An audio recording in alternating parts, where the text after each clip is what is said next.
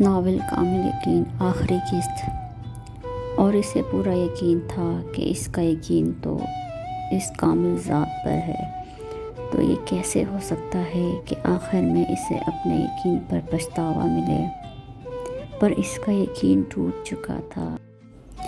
Scan اس کی کبھی نہیں ہو سکتی۔ اس نے دیکھ لیا تھا سامنے سے آتی گاڑی کو، لیکن پھر بھی مثال نے جان بوجھ کر اپنی گاڑی کی رفتار تیز رکھی۔ وہ چاہتا تھا سامنے سے آتی گاڑی سے اس کی گاڑی کا ایکسیڈنٹ ہو جائے۔ اس نے ہینڈل چھوڑ دیا اور آنکھیں موند لی۔ بند آنکھوں میں وہ چہرہ ابھرا تھا۔ مثال آیا تھا۔ شاذل مثال کو حسین ہاؤس سے باہر نکلتے دیکھ چکا تھا، سو اندر آنے کے بعد افسردہ بیٹھی سکین کو دیکھ کر پوچھ لیا۔ ہاں کہہ کر سکین نے سر کو جھکا لیا۔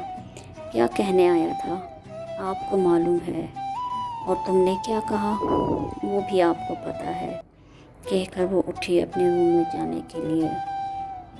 سکین تم سنگ دل ہو اور تمہارے سینے میں دل نہیں پتھر ہے، اسے بے حسی سے جاتے دیکھ کر شاذل تعصب سے بولا تھا۔ شاذل کی بات پر وہ چند سیکنڈ کو ٹھہری کچھ کہنے کے لیے۔ اسے اس کا ایسا کہنا برا لگا، پر پھر وہ بنا کچھ کہے خاموشی سے اپنے کمرے میں آ گئی۔ کیا مثال کا ایکسیڈنٹ؟ پر کیسے؟ سلمان کا فون آیا اور وہ شاذل کو ہاسپٹل پہنچنے کے لیے کہہ رہا تھا۔ مثال کا نام سن کر سکین شاذل کے کمرے سے گزرتی ہوئی رک گئی۔ اس کے ایکسیڈنٹ کا سن کر سکین کو اپنے پیروں تلے سے زمین کھسکتی محسوس ہوئی۔ شاذل جیسے ہی کمرے سے باہر آیا، سامنے سکین کو کھڑے دیکھ کر اس نے اس پر قہرآلودہ نظر ڈال کر جلدی سے نکل گیا۔ شاذل جیسے ہی نیشنل ہاسپٹل کے ایمرجنسی وارڈ میں پہنچا، سلمان اور مثال کی والدہ کو وہاں موجود پایا۔ کیا کہا ڈاکٹرز نے؟ مثال کی حالت کیسی ہے؟ اس نے پریشان کھڑے سلمان کے کاندھے پہ ہاتھ رکھا۔ حالت بہت سیریس ہے، ڈاکٹرز ابھی اندر سے باہر نہیں آئے، وہ ضبط سے کہہ رہا تھا۔ شاذل کو لگا وہ بھی رو دے گا۔ انشاءاللہ مثال کو کچھ نہیں ہوگا، اللہ پر بھروسہ رکھو۔ ہیلو، ہاں کہو سکین۔ رات کے 12 بج رہے تھے، وہ ابھی ہاسپٹل میں ہی تھا سلمان کے ساتھ جب اسے سکین کا فون آیا۔ دوسری جانب ہیلو کہنے کے بعد ابھی تک خاموشی تھی۔ شاذل سمجھ گیا کہ اس نے کیا جاننے کے لیے اسے فون کیا ہے۔ تمہیں یہ جان کر افسوس تو ہوگا کہ تمہارے دیے زخموں کے باوجود وہ بچ گیا۔ اسے بہت چوٹیں آئی ہیں، اتنا کہہ کر اس نے فون بند کر دیا۔ صبح 8 بجے جب شاذل ہاسپٹل سے واپس پہنچا تو سکین کو سامنے بیٹھے دیکھ کے شاذل کے ماتھے پہ سروٹیں نمودار ہوئیں۔ وہ کیسا ہے؟ شاذل اس کو نظر انداز کرتے ہوئے اوپر جانے کو تھا کہ سکین کی آواز پر وہ رکا اور جواباً طنزیہ بولا۔ کیوں؟ تم کیوں پوچھ رہی ہو؟ اور ویسے بھی تم کیا کرو گی جان کر؟ کیونکہ تمہیں کیا فرق پڑے گا کہ وہ کیسا ہے، کس حالت میں ہے؟ آخر اس کو اس حالت میں پہنچانے والی بھی تو تم خود ہو۔ شاذل آنسوؤں کا پھندا سا اس کے حلق میں پھنسا تھا۔ کل رات سے وہ جس اذیت سے گزر رہی تھی، یہ صرف وہ ہی جانتی ہے۔ نہ جانے کتنے ہی گھنٹے اس نے مسلح پر بیٹھے اس کی زندگی کی دعا مانگتے ہوئے گزار دیے۔ اسے اپنے کیے پر افسوس تھا۔ وہ شاذل کو نہیں سمجھا سکتی تھی، پر شاذل کا اس پر طنز کرنا اسے مرنا مٹی تلے دفنا گیا۔ کڑوا لگا؟ سچ کا لہجہ ہو یا الفاظ، دونوں ہی زہر کی حد تک کڑوے ہوتے ہیں۔ پلیز شاذل چپ کر جاؤ، وہ عاجزی و بے بسی سے رو دی۔ ہاں میں بہت بری ہوں، پہلے آپ سب ماما پاپا کو میری وجہ سے دکھ ملتے رہے، اور اب مثال، وہ پھٹ پھٹ کر رونے لگی۔ سوری سکین، میں کچھ زیادہ ہی بول گیا، پلیز تم رو مت، وہ شرمندگی سے کہتے ہوئے اسے چپ کروانے لگا۔ میں جانتا ہوں تم آج بھی مثال کو بے حد چاہتی ہو۔ میں بے حد غصہ اس لیے ہوں کہ تم خود کو اور مثال کو ایک ایسی غلطی کی سزا دے رہی ہو جو تم نے کی ہی نہیں، لیکن ہاں تم نے ایک گناہ ضرور کیا ہے۔ اس کی بات سن کر سکین کا سر اوپر کو اٹھا۔ तुम्हारे झूठ ने उसका यकीन बार बार तोड़ा है। वो यकीन जिसे अल्लाह ने टूटने नहीं दिया, उसे तोड़ने वाली तुम कौन होती हो? शाज़िल सांस लेने को रुका और कुछ वक्त के बाद फिर बोलना शुरू हुआ। वो कल शाम तुमसे मिलने आया था और यहाँ से निकलने के बाद ही उसका एक्सीडेंट हुआ। उसके लिए तुम कसूरवार हो। वो वहाँ हॉस्पिटल में ज़िंदगी मौत की जंग लड़ रहा है, इसके लिए भी तुम कसूरवार हो। और सिर्फ ये ही नहीं, उसके साथ जुड़ी हर ज़िंदगी को तकलीफ़ देने की ज़िम्मेदार भी तुम हो। जानती हो उसकी माँ का वो अकलौता चश्मे नूर है, कल रात से किस अज़ियत में है। उनके दुख और तकलीफ़ का अंदाज़ा तुम कर सकती हो। सुकैन ने शर्मिंदगी से अपने झुके सर को और झुका लिया। मेरा इरादा तुम्हें शर्मिंदा करना नहीं सुकैन, मैं सिर्फ तुम्हें ये एहसास दिलाना चाहता हूँ कि तुम अपने साथ बाकी ज़िंदगी को भी तबाह कर रही हो। मुझे उससे मिलना है, प्लीज़ मुझे वहाँ ले चलें। शाज़िल की बात ख़त्म करने पर वो तेज़ी से कहते हुए खड़ी हो गई। मज़ीद कुछ कहने का इरादा तर्क करके वो भी उठ खड़ा हुआ कि वो जानता था अब वो जो फ़ैसला करेगी इससे सबकी ज़िंदगियों में बहारें आएंगी। वो शाज़िल के साथ हॉस्पिटल में उस रूम के बाहर खड़ी थी जहाँ मिसाल ज़ेरे इलाज है।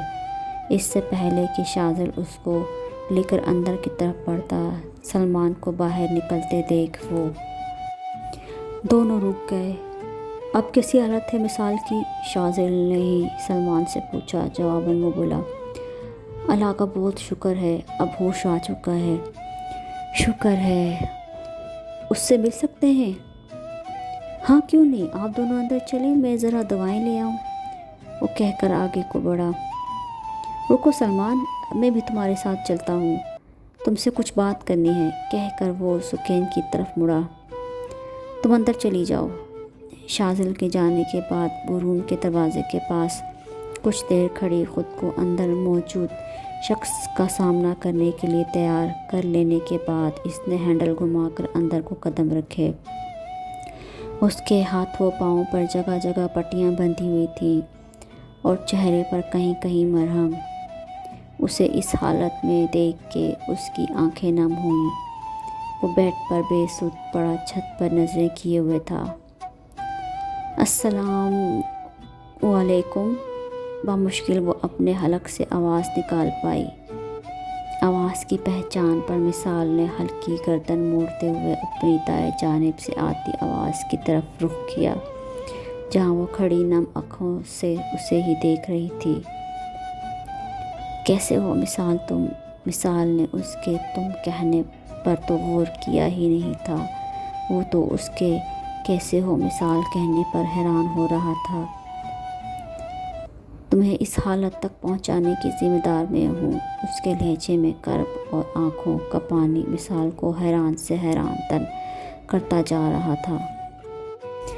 मैं बहुत बुरी हूँ, मैंने आपको आपके जज्बात को बहुत हर्ट किया है ना।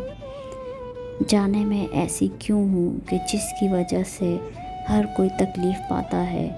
वो चेहरा जिसके हुस्न ने हर किसी को अपना दीवाना कर दिया था, आज उसी चेहरे पर मेरी वजह से बदनुमा दाग लगे हैं। इसने मिसाल के चेहरे से निगाहें हटाकर चेहरा झुका लिया। कुछ देर खामोश होकर कुछ सोचने के बाद वो जब बोली तो एक एक करके सारी हकीकत से वो पर्दा उठाती गई कि कैसे इसने भी उसी की तरह उस यकीन पर इंतज़ार किया। क्या वाकई तुम्हारी और सुकैन की शादी नहीं हुई? शाज़िल से सब सुन लेने के बाद सलमान खुशी से चहकते हुए बोला। नहीं, शाज़िल जवाबन बोला। वाकई उन दोनों के सच्चे प्यार की तरह उनका यकीन भी मुकम्मल था, जिसे हम बेवकूफ़ी, नादानी और न जाने क्या क्या कहकर उन्हें मानने से इनकार करते रहे। सलमान जज्ब से बोला। फिर तुमने शादी क्यों कर ली इतने इंतज़ार के बाद? काश कुछ महीने और मेरा इंतज़ार उसी यकीन के साथ करती। नहायत कर्ब से मिसाल ने उसे देखते हुए शिकवा किया। मिसाल, नहीं हुई मेरी शादी। मैंने झूठ बोलने को कहा था शाज़िल से, वो तड़प कर बोली। सच में तुम्हारी शादी नहीं हुई? क्या तुमने मेरी खातिर शादी नहीं की? خوشی، امنگ، زندگی اس کے چہرے لہجے سے جھلک رہی تھی، جس پر سکین سر ہلاتے ہوئے مسکرائی اور نگاہیں وصال پر ہی تھی۔ وہ بھی مسکرا رہا تھا، کھلکھلا رہا تھا کہ شاذل اور سلمان آگے پیچھے ایک ساتھ اندر داخل ہوئے اور ان دونوں کو کھلکھلاتے مسکراتے دیکھ کر ان دونوں کے چہروں پر بھی مسکراہٹ دوڑ گئی۔ دونوں کی جوڑی چاند سورج کی جوڑی سے کم نہ تھی۔ وصال نے سکین کو رنگ پہنائی۔ بابا، جب میں ہاسپٹل سے ہو کر آئی تھی تو آپ نے میری تو شادی نہیں کروائی تھی۔ وصال انکل ٹھیک ہوئے تو ان کی تو آپ نے کروا دی۔ مینا جو وصال کے پاس بیٹھی تھی، مینا کی بات پر سب کے چہروں پر مسکراہٹ آ گئی۔ مینا نے سب کو مسکراتے دیکھ کر خفت سے اپنا چہرہ وصال کے کاندھوں میں چھپا لیا۔ سمینا زمان نے اپنے بیٹے اور بہو کی بلائیں لے ڈالی کہ بہت عرصے بعد خوشیوں نے ان کے بیٹے سے ناتا جوڑا تھا۔ دل میں پاک پروردگار کا شکر ادا کیا۔ وہ دونوں آج بہت خوش تھے۔ ان کا یقین جو کامل ہوا تھا، وہ یقین جس کے ہونے کا یقین ہوا میں مہکتی خوشبو کو تھا، جس کا یقین آسمان پر روشن چمکتے 14ویں کے چاند کو تھا۔ کہانی پسند آئی تو کمنٹ ضرور کیجیے گا۔